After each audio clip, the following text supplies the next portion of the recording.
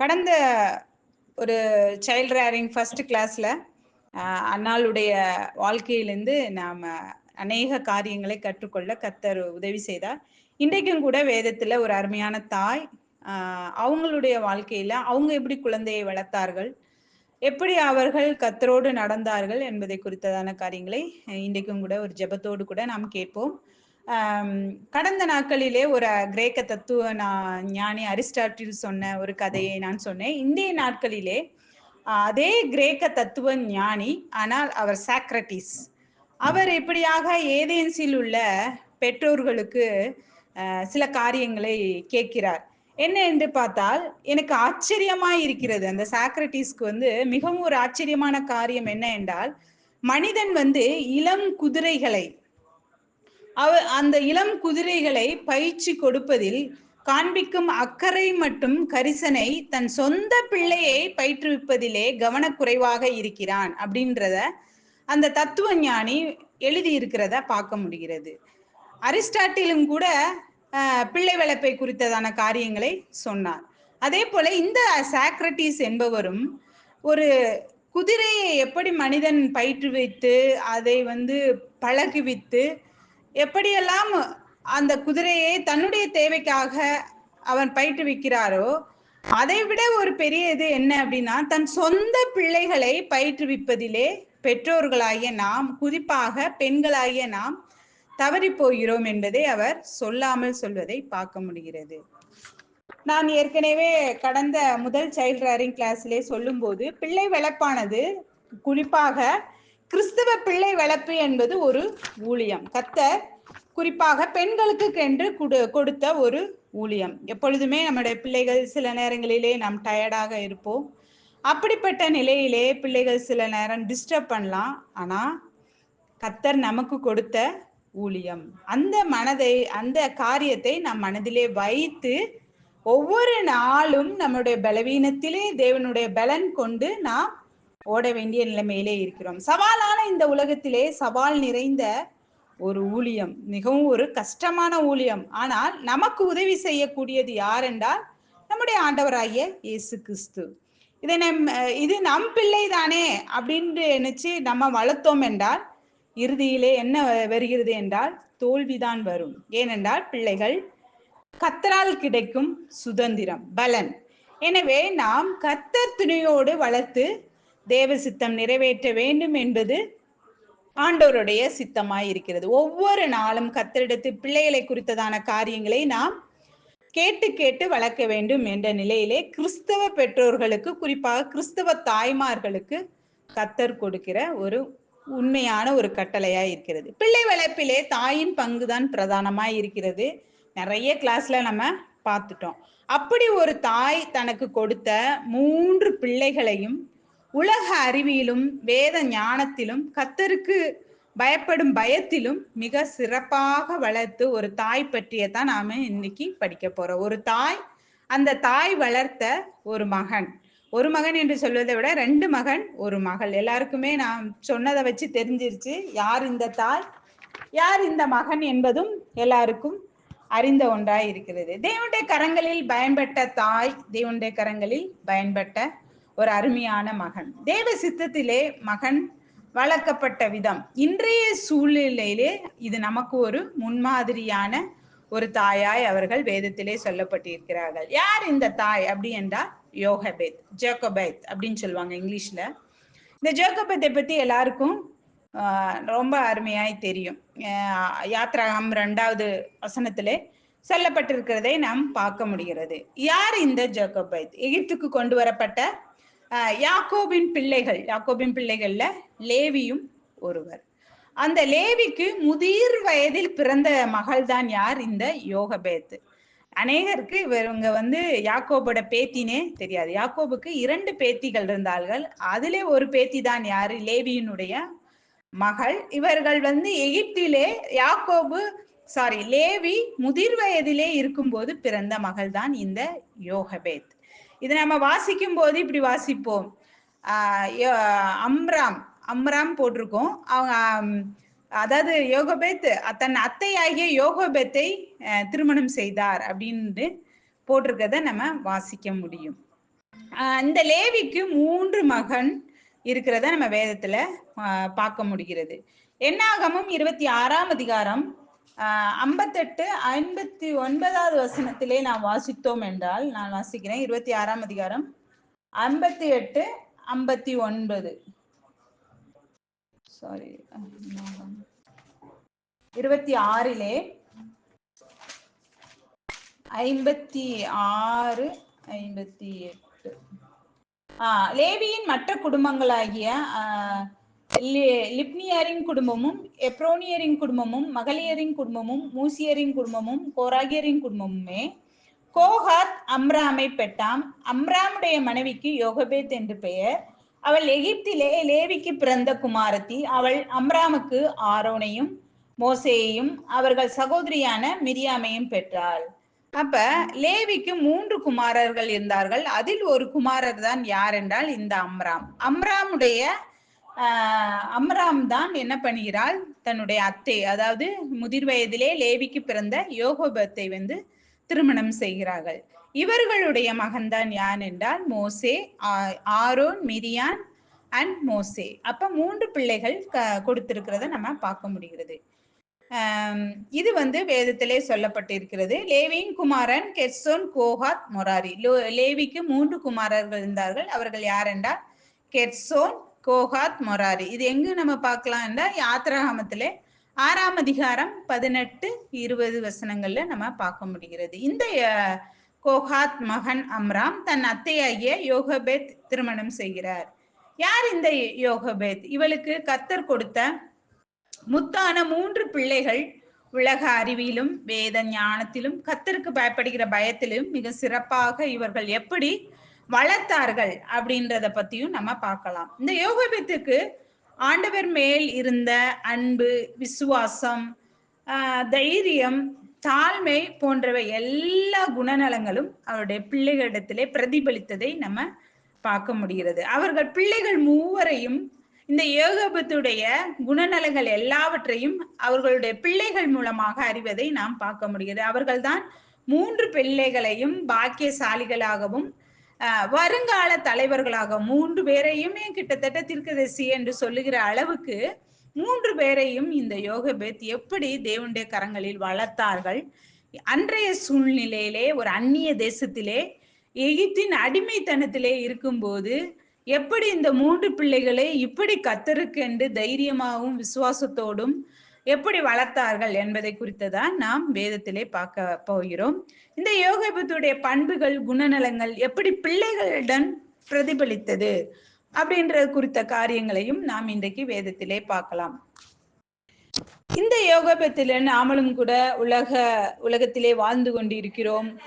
இப்படிப்பட்ட சூழ்நிலையிலே இந்த யோகபத்தை போன்ற தாய்மார்கள் இன்றைக்கு தேவைப்படுகிறார்கள். இதைத்தான் கர்த்தர் அநேக பெண்களிடம் எதிர்பார்க்கிறார். கர்த்தருடைய பிள்ளைகளாகிய நாம் ஒவ்வொரு தாய்மார்களிடத்திலும் யோகபத்தை போன்ற ஒரு குணநலம் இருக்க வேண்டும் என்று ஆண்டவர் எதிர்பார்க்கிறதை நாம் அறிய முடிகிறது.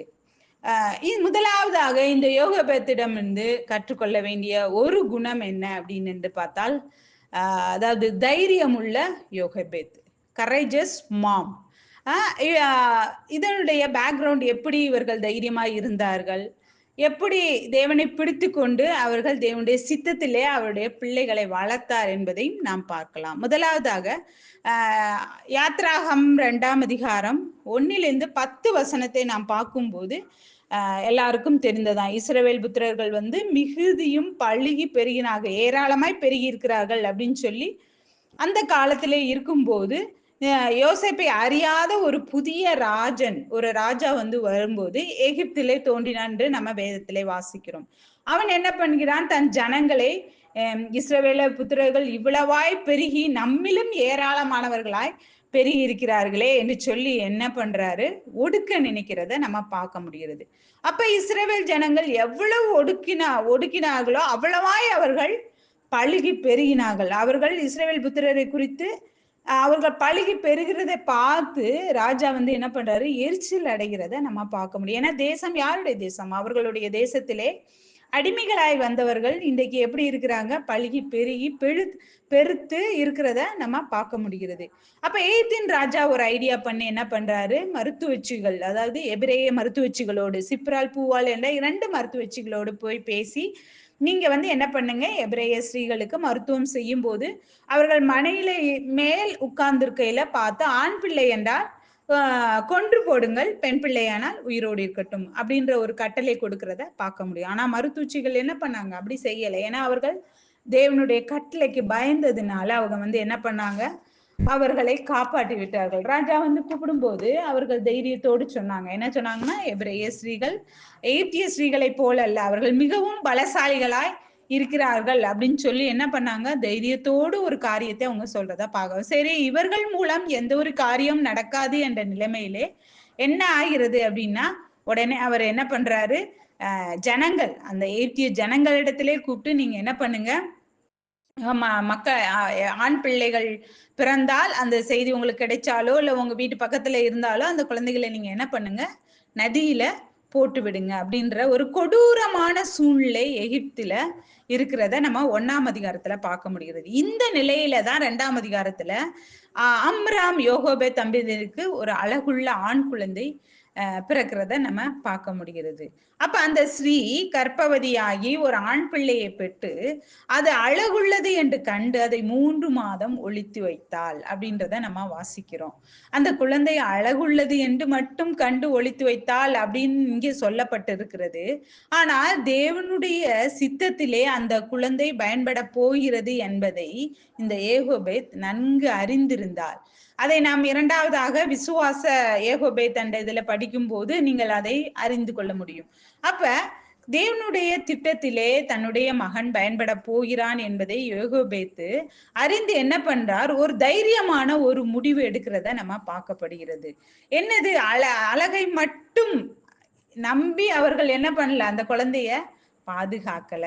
மாறாக அவர்கள் தேவனுக்கு பயந்ததினால், ஒரு குழந்தைய கொல்றது என்னது? கொல்லக்கூடாது என்பதிலே அவர்கள் தேவனுடைய சித்தத்துக்கு கீழ்ப்படிந்ததினால் இந்த தைரியமான ஒரு முடிவு எடுத்து என்ன பண்றாங்க? குழந்தையை 3 மாதம் வரை பாதுகாத்து வளர்த்திருக்கிறத பார்க்க முடிகிறது. அது பிற்காலத்துல இந்த குழந்தை தேவனுடைய சித்தத்திலே வல்லமையாய் பயன்பட போகிறது என்பதை அவர்கள் அறிந்து இருவரும் தைரியமான ஒரு முயற்சி எடுக்கிறத நம்ம பார்க்க முடிகிறது. தேவனுடைய பிள்ளைகளாகிய நாம் ஒவ்வொருவரும் தேவனுடைய சித்தத்திலே பயன்பட வேண்டும் என்றால், கர்த்தருடைய பிள்ளைகளாகிய குறிப்பா அம்மாமார்களாகிய நாம் மிகுந்த தைரியத்தோடு இருப்பதிலே தேவன் விருப்பப்படுகிறார். நாம் பயந்தோனா நம்முடைய பிள்ளைகளும் பயப்படக்கூடியவர்களா இருக்கணும். குறிப்பாக இந்த உலகத்திலே பயம் எல்லாருக்குமே வரக்கூடிய உண்டு. அதுவும் கிறிஸ்தவர்களாகிய நமக்கு பயம் இன்னும் கூட அதிகமாக இருக்கும். உலக போராட்டத்திலே எதற்கெடுத்தாலும் நாம் என்ன பண்ணுவோம்? தன்னுடைய உடம்பு பலவீனத்தை நினைத்து நாம் பயப்படுகிற நேரம் உண்டு. வியாதி வரும்போது நம்மை அறியாமலே நாம் என்ன பண்ணுவோம்? பயந்து விடுவோம். ஆனால் தேவன் அனுமதி இல்லாமல் ஒன்றும் நடக்காது என்பதை நாம் மறந்து விடுகிற கூறியவர்களாய் இருக்கிறோம். அவருடைய அனுமதி இல்லாமல் ஒரு முடி கூட என்ன ஆகுது? கீழே விழுகாது. இங்கு யோகோபேத் தேவன் அனுமதி இல்லாமல் எதுவும் நடக்காது என்பதிலே அவள் தைரியத்தோடு என்ன பண்றா? ஒரு முயற்சி எடுக்கிறத நம்ம பார்க்க முடிகிறது. குழந்தையை மறைத்து வைத்து தேவனுடைய சித்தத்திலே இந்த குழந்தை அதாவது அடுத்ததாக அநேக ஜனங்களை மீட்டெடுப்பதற்கு இந்த குழந்தை பயன்பட போகிறது என்பதை அறிந்து என்ன பண்றா? தேவனுடைய சித்தத்திலே அநேகமா இவர்கள் தேவனிடத்திலே ஜெபித்திருப்பார்கள். ஆண்டவரே, இப்படிப்பட்ட சூழ்நிலையில நான் எப்படி, ஒரு கொடூரமான ஒரு அரசன் ரெபேக்காளை போல விசாரித்திருப்பார்கள். இது என்னவா? என்னுடைய வயிற்றிலே இப்படி குழந்தை இருக்கிறது, இது என்னவாகுமோ என்று ரெபேக்காள் விசாரித்ததை போல அந்த நாட்களிலே அவர்கள் கேட்டிருப்பார்கள். ஆண்டவரே, என்னுடைய பிள்ளையை குறித்து நீங்க என்ன சித்தம் வைத்திருப்பீர்கள்? ஒருவேளை ஆண் குழந்தை அதுவும் வயிற்றில் இருக்கும் போது இப்படிப்பட்ட ஒரு ராஜா இப்படிப்பட்ட ஒரு கட்டளையை பிறப்பிக்கும் போது கண்டிப்பாக ஒரு தாயாய் அநேக பயங்கள் இருந்திருக்கும். ஐயோ, ஒருவேளை அது ஆண் பிள்ளையாய் பிறந்தா என்ன பண்ணது என்று அந்த நிலையிலே நம்மளை வைத்து பார்த்தால் எவ்வளவு பதட்டமாக இருக்கும். குழந்தை அழுமோ அழாதோ, அல்ல தூக்கம் வராது, அல்ல என்ன பண்ண, ரொம்ப கஷ்டமான ஒரு சூழ்நிலை. ஆனால் அவள் யெகோவா தேவனுடைய வல்லமையை அறிந்தவள். ஏனால் அந்நிய தேசத்திலே இருந்தாலும் நாம் யெகோவாவுடைய பிள்ளைகள். அந்த தைரியம் ஒவ்வொரு பெண்களுக்கும், குறிப்பா ஒவ்வொரு அம்மாமார்களுக்கும் நாம் பிள்ளை வளர்ப்பிலே மிக தைரியத்தோடு நாம் என்ன பண்ண வேண்டும்? செயல்பட வேண்டும். இந்த தைரியம் எப்படி வரும் என்றால், நமக்குள்ளே ஆண்டவர் கிரியை செய்யும்போது, நம்ம அநேகமாய் வேத வசனங்களையும் வார்த்தைகளையும் படிக்கும்போது கர்த்தர் நமக்கு பலத்தை கொடுக்கிறவராய் இருக்கிறார். யோசுவாவிட கூட அநேக ஜனங்களை கொடுத்த போது ஆண்டவர் என்ன சொன்னார்? நீ பயப்படாத, பலங்கொண்டு திடமனதாயிரு அப்படின்னு சொல்லி வாசிக்கிறத நம்ம பார்க்கணும். இந்த ஜனங்கள் இவ்வளோ ஜனங்களே அப்படின்னு சொல்லி நினைச்சு நீ என்ன பண்ண வேண்டாம், பயப்பட வேண்டாம். ஏன்னா நான் உன்னை விட்டு விலகுவதும் இல்லை, உன்னை கைவிடுவதில்லை. இன்றைக்கும் கூட தாய்மார்களாய் இருக்கிற நம்ம ஒவ்வொருவருக்கும் இந்த உலகத்திலே வருகிற அநேக சேலஞ்சுகள், பிள்ளைகள் வெளியிலே போயிட்டு வந்து வீட்டிலே வரும்போது கேட்கிற அநேக கேள்விகள் எல்லாவற்றிலும் நாம் தைரியத்தோடு பதில் சொல்ல வேண்டிய நிலைமையிலே ஜெபத்தோடு கூட எல்லா காரியங்களையும் செய்ய தேவன் நம்மளை வைத்திருக்கிறார். தைரியம் உள்ள யோகேபேது தேவனுடைய சித்தத்திலே அந்த ராஜா சொன்னதுக்காக அவர்கள் பயந்து குழந்தை என்னனாலும் பண்ணி இருந்திருக்கலாம். ஆனா அவர்கள் என்ன பண்ணார்கள்? தேவனுடைய சித்தத்திலே கண்டிப்பாக இந்த குழந்தை பயன்படப்படுகிறது. இன்றைக்கு நம்முடைய கரங்களை நம்பி தேவன் உங்களுக்கும் எனக்கும் என்ன பண்ணியிருக்கிறார்? குழந்தைகளை கொடுத்திருக்கிறார். தைரியத்தோடு வளர்க்க, தைரியத்தோடு இந்த மெசேஜை நான் ப்ரிப்பேர் பண்ணும்போது ஆண்டவர் எனக்கு சொல்வதாக தான் நினைத்தேன். ஏன்னா அநேக நேரங்களில் நம்ம என்ன பண்ணிடுறோம்?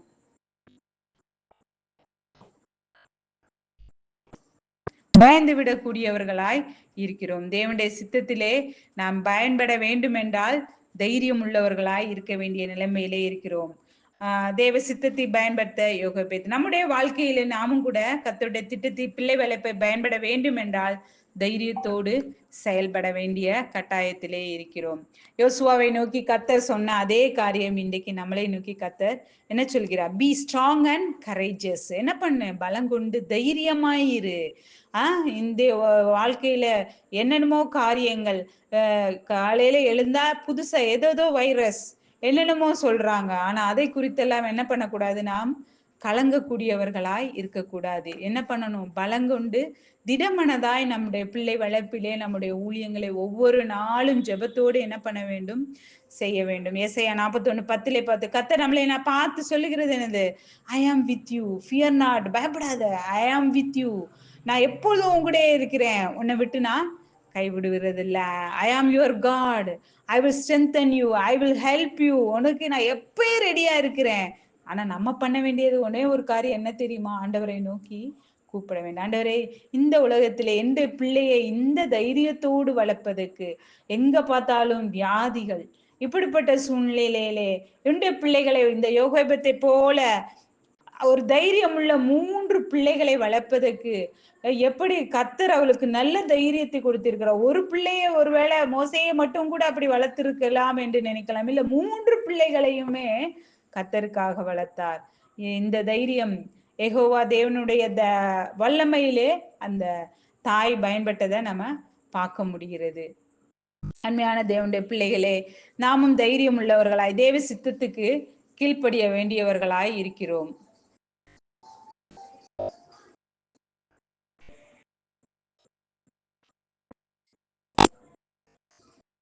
என்னோட இதுல கொஞ்சம் ப்ராப்ளம் ஆயிட்டே இருக்கு. ஒன்னும் டிஸ்டர்ப் ஆகல?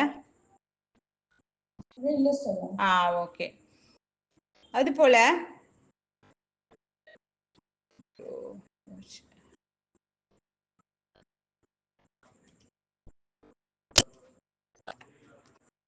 ஓகே. அடுத்ததாக எப்படி இவர்கள் தைரியம் உள்ள 3 பிள்ளைகளை வளர்த்தார்கள் என்பதிலும் ஆரம்பத்திலே பார்க்கும்போது மோசே தேவனுடைய சித்தத்திலே பயன்படும் போது பயந்ததையும் நம்ம பார்க்க முடிகிறது. ஒருவேளை அம்மா வயிற்றுல இருக்கும்போது அந்த ராஜாவுக்கு கூட சில நேரம் பயந்து இருக்கலாம், தெரியல. இது என்னுடைய ஒரு இதா இருக்குது. ஆனாலும் கூட கர்த்தர் தைரியத்தை கொடுத்தார். ஆரோனை கூட அனுப்பின பின்பு அப்புறம் என்ன ஆச்சு? அந்த ஜனங்களை ஃபுல்லா வழி நடத்தினது யாரு அப்படின்னா மோசேயா தான் இருக்க முடிகிறது. நம்முடைய பலவீனத்திலும் கர்த்தருடைய தைரியத்தை நாம் பார்க்க முடிகிறது. நம் பிள்ளைகளுக்கும் தைரியத்தை நாம் என்ன பண்ணணும்? கற்றுக் கொடுக்க வேண்டும். தேவனுடைய குறிப்பா விசுவாசிகளாகிய நாம் நம்முடைய பிள்ளைகளுக்கு இந்த உலகத்திலே போகும்போது எதை குறித்தும் பயப்படக்கூடாது. நம்முடைய தேவன் நம்மோடு கூட இருக்கிறார் என்பதையும் நம்முடைய பிள்ளைகள் கர்த்தருக்காக பயன்பட போகிறவர்கள் என்பதை அம்மாமார்களாகிய நாம் என்ன பண்ண வேண்டும்? கண்டிப்பாக மனதிலே வைக்க வேண்டும். இந்த யோகோபேத் எல்லாவற்றையும் அறிந்ததினால் மோசே, மிரியம், ஆரோன் எல்லாரும் தைரியத்தோடு இருந்ததை பார்க்க முடிகிறது. அந்த மோசையை வந்து என்ன பண்ணுவாங்க, அந்த நைல் நதியில விடும்போது மிரியம் அந்த பொண்ணுக்கு ஒரு 8 வயது இருக்கும் என்று சொல்லுகிறார்கள். எவ்வளவு அநேகமா சின்ன பொண்ணாதான் இருந்திருக்கும். அப்ப அந்த பொண்ணு என்ன பண்ணுது, தைரியத்தோடு போய் அந்த பார்வோன் குமாரத்தி இடத்துல இந்த குழந்தைக்கு அம்மாவை நான் கூட்டிட்டு வரட்டா அப்படின்னு ஒரு என்னது அது, இவர்கள் எபிரேயர்கள், அவர்கள் எகிப்தியர்கள். அவருடைய அப்பா தான் இப்படிப்பட்ட ஒரு ரூல்ஸை கொண்டு வந்த ஒரு கொடூர அரசன். அவருடைய மகளிடத்திலே போய் இந்த பெண் பேசுகிறது என்றால் எப்படிப்பட்ட ஒரு தைரியம். இந்த மிரியம் ஒரு தீர்க்கதரிசி என்று வேதத்திலே நாம் வாசிக்க முடிகிறது. அதாவது யாத்திராகமம் 15:20 நாம் பார்க்க முடிகிறது. ஒரு தலை சிறந்த பாடகியாகவும் அதே நேரத்திலே ஒரு ஆராதனை வீராங்கனை அப்படின்றதும் நம்ம பார்க்க முடிகிறது. தேவன் கொடுத்த வெற்றிக்கு அவர்கள் நன்றி உள்ளவர்களாய் பாட்டு பாடுறத நம்ம பார்க்க முடிகிறது. அப்ப எப்படி அவங்க அம்மா மிரியம்மை வளர்த்திருப்பார்கள்? கொஞ்சம் யோசித்து பார்க்கணும்ல. இன்னைக்கு நம்ம பெண் பிள்ளைகளை வளர்த்து கொண்டிருக்கிறோம். அவர்களை எப்படி நம்ம பயமுள்ளவர்களாய் வளர்க்கிறோமா, இல்ல தைரியத்தோடு வளர்க்கிறோமா? தைரியத்தோடு. ஏனென்றால் நாம் தேவனுடைய பிள்ளைகள். இந்த உலகத்திலே கர்த்தர் நம்மளே என்ன பண்ணியிருக்கிறார்? தேவனுடைய சித்தத்தை நிறைவேற்றுவதற்காக நம்முடைய பிள்ளைகளை வைத்திருக்கிறார். அதை என்ன பண்ணக்கூடாது, ஒவ்வொரு நாளும் நாம் நினைத்து என்ன பண்ண, நம்முடைய பிள்ளைகளுக்காக விசேஷித்த நிலைமையிலே நம்முடைய பிள்ளைகள் தைரியம் உள்ளவர்களாய் இருக்கணும். பயப்படக்கூடாது. நாம் பயந்தாம் என்றால் தேவனுடைய சித்தத்திலே பயன்பட முடியும். அதே போல ஆரோனை குறித்து பார்க்கும்போது ஆரோன் தான் என்னது, இஸ்ரவேலின் முதல் பிரதான ஆசாரியராக உயர்த்தப்பட்டார் என்று நம்ம வேதத்திலே வாசிக்கிறோம். மோசையோடு என்ன பண்றாங்க, பிரயாணம் பண்றத நம்ம பார்க்க முடியுது. மோசையை படுத்து கடைசி மகன் மோசையை குறித்து பார்க்கும்போது இஸ்ரவேலர்களை அடிமைத்தனத்திலிருந்து மீட்டெடுத்த என்ன பண்றாங்க, கானானுக்கு வழிநடத்தி செல்றதையும் நல்ல தலைவனாகவும் எல்லாத்தையும் காட்டணும். தேவனுக்கு ஒரு நல்ல நண்பனாகவும் ஒரு ஃப்ரெண்டு தேவனுக்கு. எல்லாம் 2 பேரும் முகமுகமாய் சந்தித்து பேசியவர்கள். சீனாய் மலையிலே 10 கட்டளைகளை கர்த்தர் கொடுத்திருக்கிறத நம்ம பார்க்க முடிகிறது. சோ இந்த ஜேகபித்தை போல, இந்த யோகபத்தை போல நாமும் கூட என்ன பண்ண வேண்டும், பிள்ளைகளை தைரியமாக வளர்க்க வேண்டும். இந்த உலகத்து அதிகாரிகளுக்கு அவர்கள் கொடுக்கிற கட்டளைகளுக்கெல்லாம் நாம் என்ன பண்ணக்கூடாது, பயப்படக்கூடாது என்பது இந்த யோகபேத்து ஒரு மிக நல்ல ஒரு உதாரணமா இருக்கிறத நம்ம பார்க்க முடிகிறது. இரண்டாவதாக நம்முடைய பிள்ளைகளை நாம் தேவனிடத்திலே தேவனுக்காக வளர்க்க வேண்டும் என்றால் தைரியம் எவ்வளவு அவசியமோ அதே போல விசுவாசமும் அவசியமாய் இருக்கிறது. ஒரு நல்ல விசுவாசம் உள்ள யோகேபேத், இவர்களுடைய விசுவாசம் அவர்களுடைய பிள்ளைகளிடத்திலும் இருக்கிறத நம்ம பார்க்க முடிகிறது. அதனால்தான் மோசையுடைய அப்பா அம்மா விசுவாச வீரர்களின் பட்டியல இடம்பெற்றது போல மோசையும் என்ன பண்ணாங்க, விசுவாச வீரர்களின் பட்டியல்ல இடம்பெற்றதை நம்ம பார்க்க முடிகிறது. எபிரேயர் 11:23 பார்க்கும்போது ஒரு தைரியம் உள்ள விசுவாசத்தை நம்ம வாசிக்க முடிகிறது. தைரியம் இருந்தால்தான் என்ன பண்ண முடியும், நம்ம எல்லா காரியங்களையும் விசுவாசத்தோடு செய்ய முடியும். எபிரேயர் 11:23 வாசிக்கும் போது, மோசே பிறந்த போது அவனுடைய தாய் தகப்பன்மார் அவனை அழகுள்ள பிள்ளை என்று கண்டு விசுவாசத்தினாலே ராஜாவுடைய கட்டளைக்கு பயப்படாமல் அவனை 3 மாதம் ஒளித்து வைத்தார்கள் என்று நாம் வாசிக்கிறோம். 3வது ஆண் குழந்தை பிறந்த போது அவர்கள் பார்வோனின் ஆணைக்கு அல்ல, அவர்கள் நம்முடைய பரமனின் ஆணைக்கு அவர்கள் விசுவாசத்தோடு கீழ்ப்படுகிறத நம்ம பார்க்க முடியாது. தேவன் பேரில் உள்ள ஒரு விசுவாசம் அவர்கள் பயத்தை என்ன பண்ணிருது, புறம்பே தள்ளுகிறது. அப்ப விசுவாசம் ஒவ்வொரு விசுவாசிகளுக்கும் தேவைப்படுகிறது. நம்மள எல்லாரும் என்ன சொல்லுவாங்க, ரட்சிக்கப்பட்டு தேவனுடைய சபையில ஐக்கியப்படுகிற ஒவ்வொருவரையும் பார்த்து நமக்கு கொடுக்கிற ஒரு பிலீவர், விசுவாசி அப்படின்னு சொல்லுவோம். அப்ப ஆனா நம்மிடத்திலே அந்த வார்த்தைகள் சொல்லும்போது நம்மிடத்திலே விசுவாசம் இருக்கிறதா அப்படின்றத நம்ம யோசிக்கணும். குழந்தையை குறித்து தேவ திட்டத்தை நிறைவேற்ற விசுவாசத்தோடு நாம் என்ன பண்ண வேண்டும், தேவனுக்கு ஒத்துழைக்க வேண்டும். தேவன் என்ன வைத்திருக்கிறார் அப்படின்றத இந்த விசுவாசம் தைரியத்தோடு இந்த யோகபத்துடே காணப்பட்டதை நம்ம பார்க்க வேண்டும். மோசே பிறந்த போது 3 மாதம் அவர்கள் என்ன பண்ணாங்க, ஒளித்து வைத்து பாதுகாக்கின்றன. இந்த யோகபேத் ஒரு விசுவாச சந்ததியில் பிறந்தவள். உண்மைதான். ஏனென்றால் இந்த யோகபேத்தோட, அதாவது ஆபிரகாம் தன் தாத்தாவிற்கு தாத்தா யாரு அப்படின்னா யாக்கோபு. யாக்கோபுடைய தாத்தா யாரு, ஆபிரகாம். தன் தாத்தாவுக்கு கத்தர் கொடுத்த வாக்கு தத்தத்தை விசுவாசித்தார். அப்ப ஆபிரகாமுக்கே கத்தர் என்ன சொன்னாரு? இந்த காரியத்தை சொல்லிட்டாரு. எங்க சொன்னாரு அப்படின்னா, ஆபிரகாம் ஆதியாகமம் 15:13 நம்ம வாசிக்கிறோம்.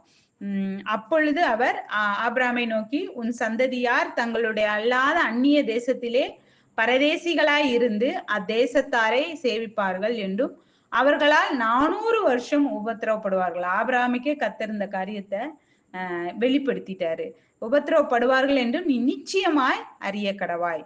இவர்கள் சேவிக்கும் ஜாதிகளை நான் நியாயம் தீர்ப்பேன். பின்பு மிகுந்த பொருட்களுடனே புறப்பட்டு வருவார்கள். கானான் தேசத்துக்கு திருப்பி புறப்பட்டு வருவார்கள்ன்றதுன்னு சொல்லிட்டு அடுத்து ஒரு காரியத்தை 16வது வசனத்துல வாசிக்கிறோம். 4ஆம் தலைமுறையிலே அவர்கள் இவ்விடத்துக்கு திரும்ப வருவார்கள்.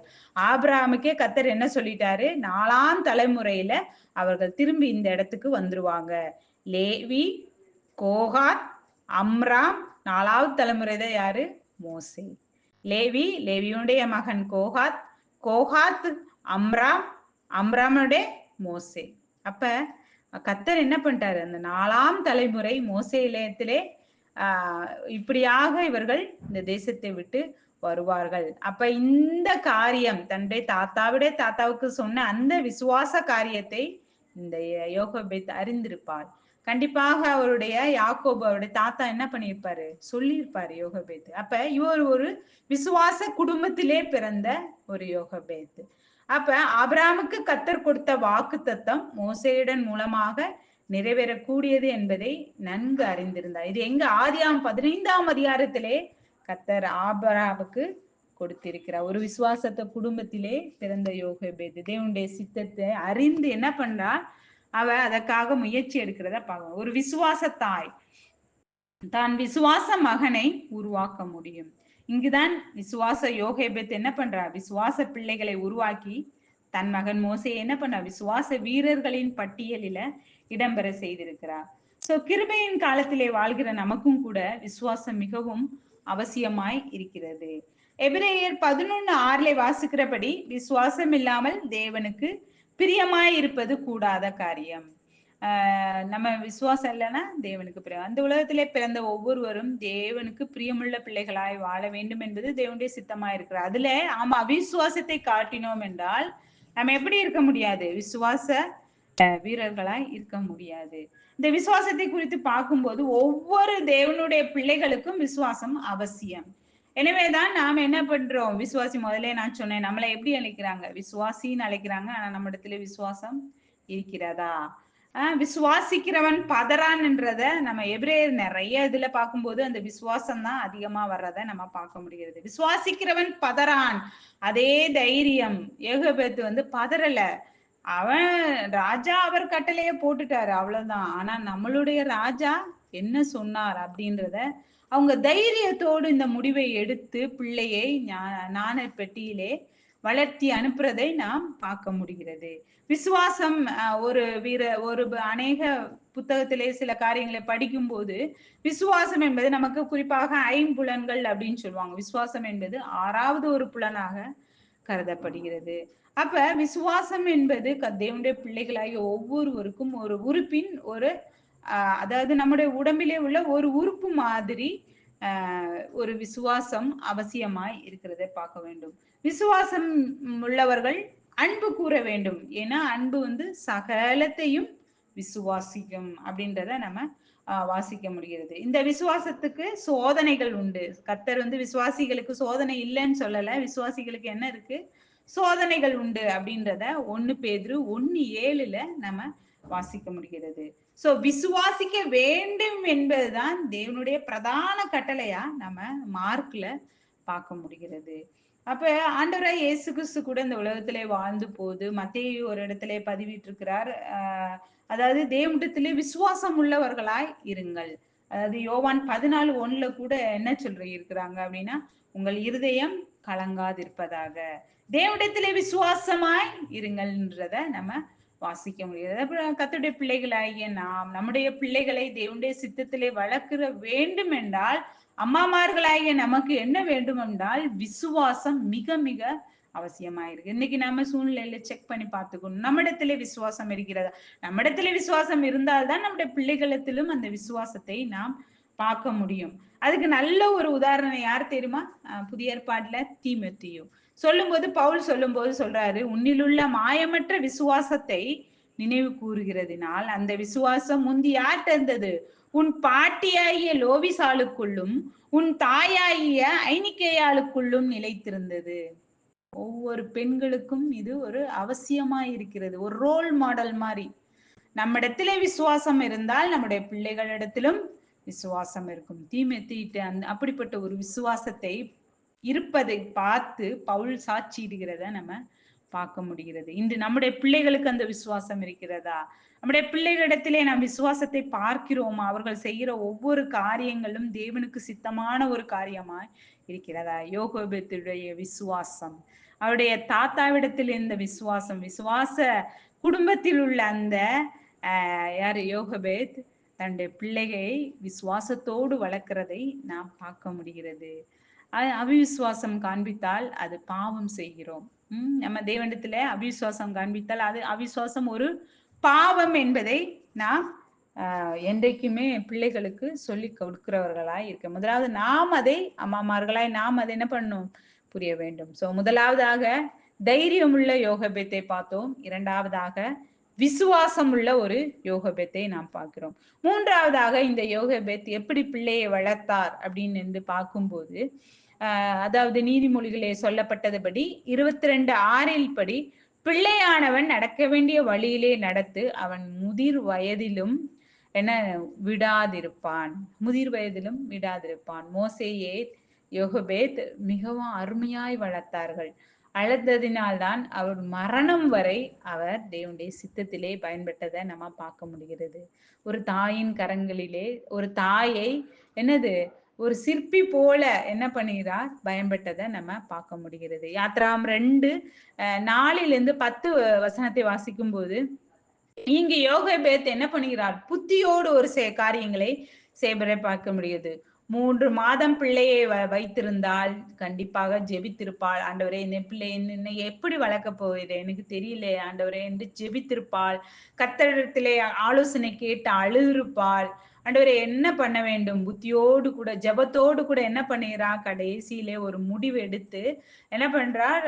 ஆச்சரியமாக இருக்கிறது. ஒரு நாணல் பெட்டி எடுத்து அந்த நாணல் பெட்டி தண்ணியில மூழ்காதுன்றது அவங்க தெரிஞ்சு திருப்பி அந்த 4 பெட்டிக்குள்ள தண்ணி உள்ள போயிருச்சுன்னா என்ன ஆகுதுன்னு சொல்லி அதுக்கு சில பிசினும் கீழும் பூசி என்ன பண்றாங்க? பிள்ளையை வைப்பதை நம்ம பார்க்க முடிகிறது. அதே போல நைல் நதியிலே முதலைகள் அதிகமாய் இருக்கிறது அறிந்தது. அப்ப இதுக்குள்ள என்னுடைய பிள்ளை போய் எங்க மாட்டிக்கிருமோன்னு சொல்லிட்டு என்ன பண்ணுகிறான்? ஞானத்தோடு அந்த பெட்டியை நதியோரமாய் நாணலுக்குள்ளே வைத்தாள் என்று நாம் வாசிக்கிறோம்.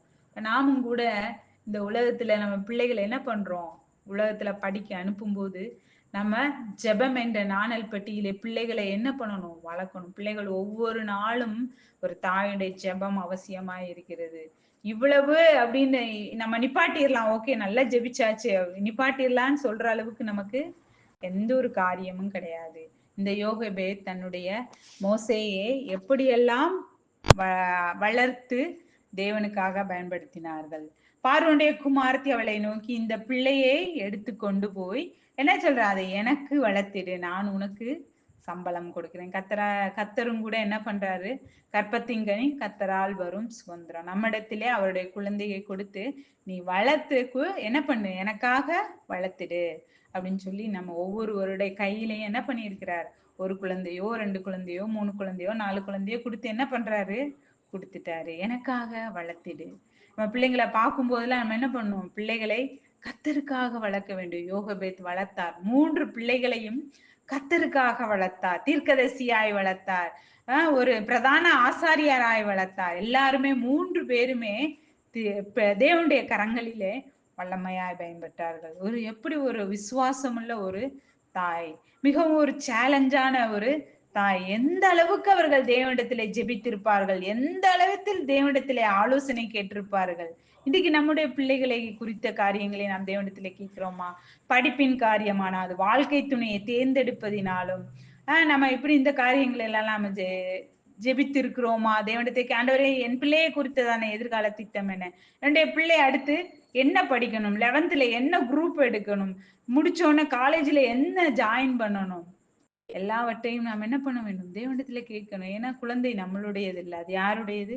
தேவனுடையது. இன்றைக்கும் கூட கர்த்தர் நம்மளை பார்த்து இந்த பிள்ளையை எனக்கு கொண்டு போய் என்ன பண்ண, அது எனக்கு வளர்த்திடு என்று ஒவ்வொருவரையும் பார்த்து கர்த்தர் என்ன பண்றாரு? நமக்கு கொடுத்த ஊழியத்தை தேவன் கொடுத்திருக்கிறதா பார்க்கிறோம். பிள்ளைகளை கர்த்தருக்காக வளர்க்கிறோமா? அல்லது நம்ம சித்தப்படி இல்ல என்னுடைய பிள்ளை டாக்டர் ஆயிடணும் அப்படின்னு சொல்லி நம்ம என்ன பண்றோம்? நம்முடைய சித்தத்தை செய்கிறோமா? யோகபேத் பிள்ளையை கர்த்தருக்காகவும் தன் ஜனங்களின் விடுதலைக்காகவும் என்ன பண்றா? ஒரு தலைவனை வளர்த்ததை நம்ம பார்க்க முடியும். ஆபிரகாமுக்கு தேவன் கொடுத்த வாக்கு தத்தத்தை இவங்க என்ன பண்ணாங்க? 4ஆம் தலைமுறையிலே யோகபேத் தன்னுடைய பிள்ளை மோசேயின் மூலமாக நிறைவேற்றதை நம்ம பார்க்க முடிகிறது. மோசேயின் கல்வி சாலை எங்க அப்படின்னா யோகபத்துடைய மடியாக தான் இருந்திருக்கும்ல.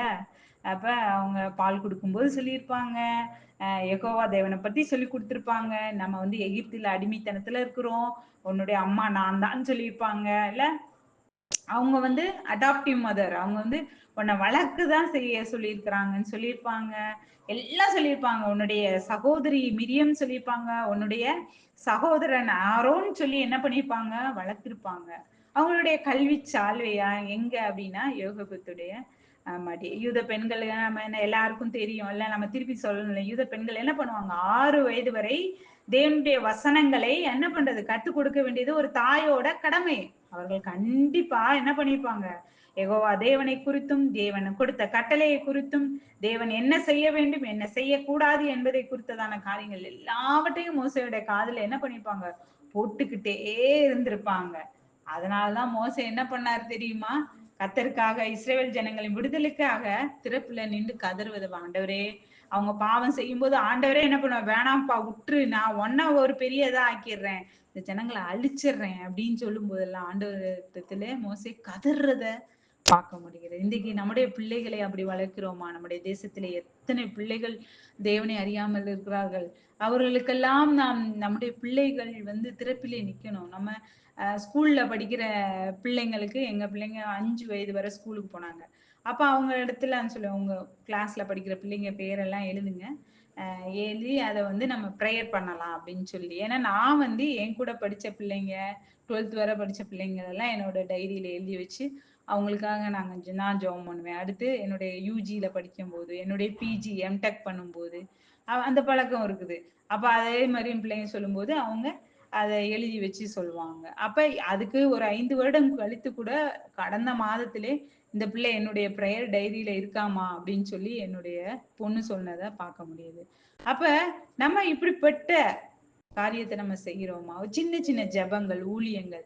ஸ்கூலுக்கு போயிட்டு வந்தோடனே இன்னைக்கு உன்னோட ஃப்ரெண்ட்ஸ் என்ன பண்ணாங்க? அவங்களுக்காக நீ ஏதாவது ஒரு ப்ராப்ளம் சொன்னாங்கன்னா அவங்களுக்காக நீங்க ஜெபிச்சீங்களா?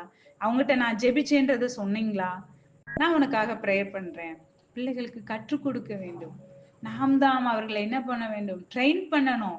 அதுக்காக தான் கர்த்தர் நம்மளை வைத்திருக்கிறார். நாம வந்தோடனே எப்போ எனக்கே ஏகப்பட்ட வேலை இருக்கு, இந்த மொபைல்ல ஏதாவது இருக்கும் வச்சு பாத்துக்கோ அப்படின்னு சொல்லி அநேக நேரங்கள்ல நம்ம இப்படிதான் தப்பு செய்து என்ன பண்ணோம்? பிள்ளைங்களை விட்டுறோம். அப்ப நம்ம பேசாதனால பிள்ளைங்க என்ன பண்ணிருவாங்க? வெளியே பேச போயிருவாங்க. சரி அம்மா அப்பாவும் பேச மாட்டேங்காங்க, நம்ம வெளியில ஃப்ரெண்ட்ஸ் புடிச்சுக்கலாம் அப்படின்னு சொல்லிட்டு என்ன பண்ணுவாங்க? மிக கவனம். கர்த்தரிடத்திலே நாம் கணக்கு கொடுக்கிறவர்களாயிருக்கோம். கர்த்தர் உங்களுக்கு என்று கொடுத்த ஊழியம், நீங்க எவ்வளவு பெரிய ஒருவேளை ஒரு பெரிய சிஇஓவா இருக்கலாம், அல்லது பெரிய வேலையில நீங்க இருக்கலாம், நீங்க ஒருவேளை ஸ்கூல்ல வேலை பார்க்கலாம், அல்ல வேற எங்கேயும் வேலை பார்க்கலாம். ஆனா அங்கெல்லாம் ஆண்டவர் கணக்கு கேட்க மாட்டாரு. இங்க வீட்டுல உங்க வேலை என்னது? பிள்ளைகளை வளர்க்கிறது தான் உங்க வேலை. பிள்ளை கத்தருக்காக வளர்க்கிறது தான். கத்தர் உங்க இடத்துலதான் கணக்கு, உங்க இடத்துலதான் கையில கொடுத்திருக்கிறார். உங்க வயித்துல கொடுத்தார், உங்க கையில கொடுத்தார். எனக்காக வளர்த்திடு, எனக்காக வளர்த்திடுன்னு என்ன பண்ணார்? கொடுத்தா வந்து கேட்பாரு, எங்கன்னு கேட்பாரு. அப்ப நம்ம என்ன கணக்கு சொல்ல முடியும்?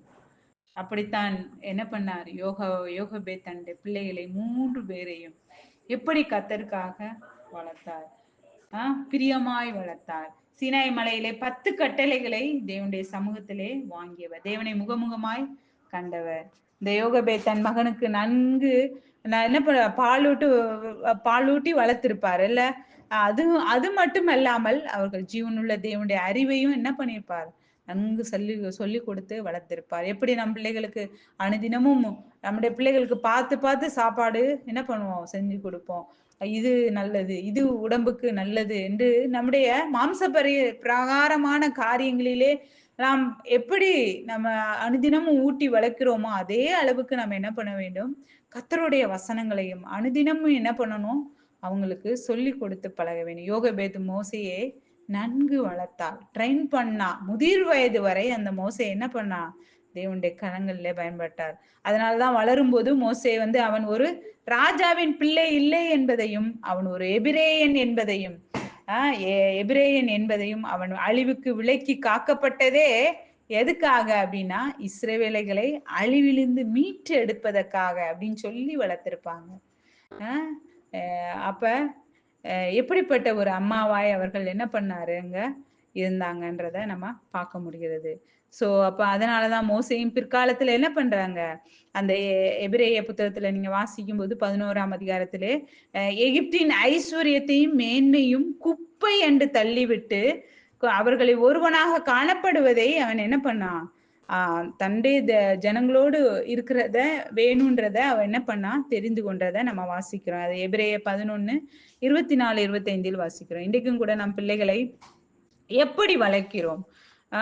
எப்படி நாம் சாட்சியோடு வளர்க்கிறோமா அப்படின்றத ஒரு பெரிய கொஸ்டின் மார்க்காய் இருக்கிறது. கர்த்தரும் கூட மோசையை குறித்து சொல்லிய சாட்சி என்ன என்றால், நாம் 12ஆம் அதிகாரத்திலே படிக்கும்போது 1 3 7 வசனத்துல நீங்க பாத்தீங்கன்னா, என் தாசனாகிய மோசேயை அப்படிப்பட்டவன் அல்ல, என் வீட்டில் எங்கும் அவன் உண்மை உள்ளவன். நம்முடைய பிள்ளைங்களை பார்த்து இப்படி ஒரு சாட்சி இருக்குமா? என்னுடைய பிள்ளைகள் இவர்கள் என் வீட்டில் எங்கும் உண்மை உள்ளவர்கள் அப்படின்னு சொல்லி நமக்கு என்ன பண்ணும்? நம்முடைய பிள்ளைகளும் என் தாசன் அப்படின்னு சொல்றாரு. நம்ம நம்மளுடைய பிள்ளைகளை பார்த்து கர்த்தர் எப்படி சொல்லுவார்? இல்ல நம்மளை பார்த்து எப்படி சொல்லுவார்? மோசேயானவன் பூமியில் உள்ள சகல மனிதனும் மிகுந்த சாந்த குணம் உள்ளவன்ற ஒரு சாட்சி. மத்தேயு 5:5 கூட நம்ம வாசிக்கணும். சாந்தம் உள்ளவர்கள் பாக்கியவான்கள், அவர்கள் பூமியை சுதந்திரித்துக் கொள்வார்கள். இந்த சாந்த குணம் நம்முடைய பிள்ளைகளிடத்திலே இருக்கிறது. இன்றைக்கு பொதுவாக இந்த உள்ள சூழ்நிலையிலே பிள்ளைகளிடத்திலே சாந்த குணத்தை நாம் பார்க்க முடியவில்லை. ஒரே வயலேஷன் தான். என்ன பண்றாங்க? ஒரே அடி தடியா தான் இருக்கிறது. சாந்தமுள்ள ஒரு குணம், சாந்தமுள்ள ஒரு மோசே. மோசே கூட என்ன பண்றாரு? நியாயப்பிரமாண புஸ்தகம் டோரான்னு சொல்லுவாங்க. சொல்லி கர்த்தர் கொடுக்கிறத நம்ம பார்க்க முடிகிறது. இது நம்ம புதிய ஏற்பாடு, பழைய ஏற்பாடு எல்லா இடங்களிலும் அவர் எழுதிய அந்த காரியங்கள் பயன்படுறத நம்ம பார்க்க முடிகிறது. இந்த அளவுக்கு மோசே பெண்டடூக்குன்னு சொல்லுவாங்க. அதாவது பஞ்சாகமங்கள் ஆதியாமத்திலிருந்து ஆதியாம், யாத்ரா, லேவியராகவும் என உபாகம் வர என்ன பண்ணாரு? இவர் எழுதிய காரியங்களை நாம் வாசிக்க முடிகிறது. ஒரு தாய் இந்த அளவுக்கு மோசே பயன்படுவதற்கு கண்டிப்பாக பேக்ரவுண்ட்ல இருக்கிறது யார் என்றால் ஒரு தாய் தான். அப்ப யோகபேத் எப்படி தன் பிள்ளையை வளர்த்த எனக்கு மிகவும் ஒரு சவாலாக இருந்தது. இன்றைய காலகட்டத்திலே நாம் பிள்ளைகளை எப்படி வைக்கிறோம், வளர்க்கிறோம்? முதலாவதாக தைரியமுள்ள ஒரு அம்மா, தைரியமுள்ள ஒரு மகனை வளர்த்ததை நாம் பார்க்க முடிந்தது. இரண்டாவதாக விசுவாசமுள்ள ஒரு அம்மாவால் தான் விசுவாசமுள்ள ஒரு மகனை வளர்க்க முடியும். மூன்றாவதாக பிள்ளையை நடத்த வேண்டிய விதத்திலே அவர்கள் நடத்தியதே போக இன்றைக்கு நம்மிடத்துல அந்த தைரியம் இருக்கிறதா? முதலாவது நான் என்ன, ஒருவேளை நம்ம பிள்ளையத்தில் தைரியம் இல்லைன்னா முதலாவது நம்ம இடத்துல தைரியம் இல்லைன்னு என்ற அர்த்தம். இப்ப நம்ம தேவனிடத்தில் கேட்போம், தேவனே என்னிடத்திலே எனக்கு நல்ல தைரியத்தை கொடும், எதை குறித்தும் பயப்படக்கூடாது, என் தேவன் என்னோடு கூட இருக்கிறார். யோசுவாவை பார்த்து சொன்ன தேவன் உன்னை விட்டு விலகுவதும் இல்லை, உன்னை கைவிடுவதும் இல்லை. இந்த காரியத்தை நாம் முதல் கடைபிடிப்போம். அடுத்ததாக நம்முடைய பிள்ளைகளுக்கு சொல்லிக் கொடுப்போம். இரண்டாவதாக விசுவாசம் உள்ள ஒரு யோகபேத். அந்த விசுவாசம் அவனுடைய பிள்ளையாகிய மோசே, மிரியம், ஆரோனிடத்திலே நாம் பார்க்க முடிகிறது. நம்மிடத்திலே விசுவாசம் இருக்கிறதா? ஒருவேளை இந்த அவிசுவாசம் நம்மிடத்துல இருந்தா இன்றைக்கு ஆண்டவரே என்னிடத்தில் இருந்த அந்த அவிசுவாசத்தை எடுத்து போட்டு விசுவாசம் உள்ள ஒரு அம்மாவாய் என்னை மாற்றும். மூன்றாவதாக பிள்ளைகளை கர்த்தருக்காக வளர்த்து கொடுக்க வேண்டும். இந்த யோகபேத் வளர்த்து கொடுத்தார். ஆபிரகாமுக்கு கொடுத்த வாக்கு தத்தத்தை 4ஆம் தலைமுறையாக மோசேயை நிறைவேற்ற வல்லவன் என்பதை தேவனுடைய சித்தத்திலே மோசேயை பயன்படுத்தினார். அது போல நாமும் கூட ஒவ்வொருவரும் நாம் மோசேயுடைய அம்மாவை போல, இந்த யோகபத்தை போல நாம் தேவனுடைய கரங்களிலே பயன்படுவோம். கர்த்தர் தாமே நம்ம ஒவ்வொருவருக்கும் இந்த புதிய வருடத்திலே ஒரு பெரிய சேலஞ்சா எடுத்துக்கிட்டு நம்ம என்ன பண்ணுவோம், தேவனிடத்திலே கேட்போம். கண்டிப்பாக நம் அம்மாமார்களாய் ஒவ்வொருவரும் தேவனுடைய கரங்களிலே பயன்படுவோம். தேவனுடைய நாமம் மகிமைப்படுவதாக. ஆமென். ஆமென். கேட்ட செய்திக்காக கூட நம்ம ஜெபிக்கலாம். நிஜமாகவே